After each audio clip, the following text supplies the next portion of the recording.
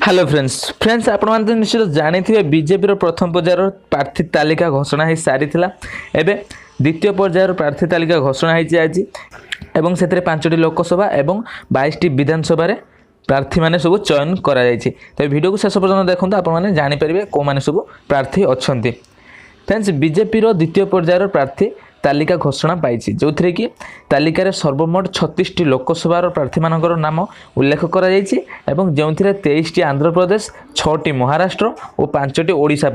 गोटे आसाम एवं गोटे मेघालय लोकसभा आसन प्रार्थी मान तालिका उल्लेख कर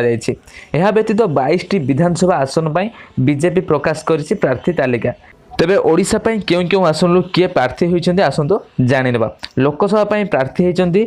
बरगढ़ तरफ आसिचंदी सुरेश पुजारी, संबलपुर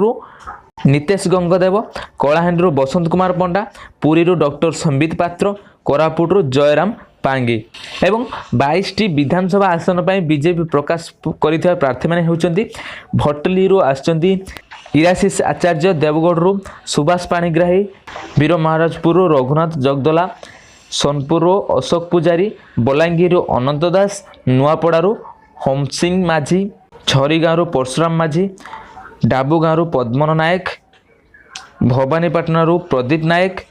दशपल्ला पूर्णचंद्र नायक, कवि सूर्यनगर रंजन पलाई, छत्रपुर प्रशांत कर, आस्कारु देवराज महांती, सोरडारू नीलमणि विषयी, ब्रह्मपुर कान्हुपति, दिगोपहंडी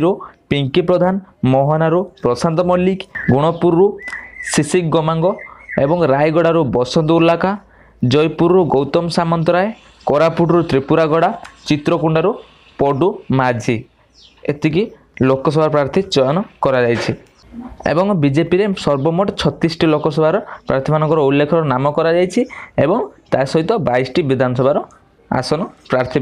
जोगाण हो सारी। फ्रेंड्स ये आम द्वितीय पर्यायर प्रार्थी बीजेपी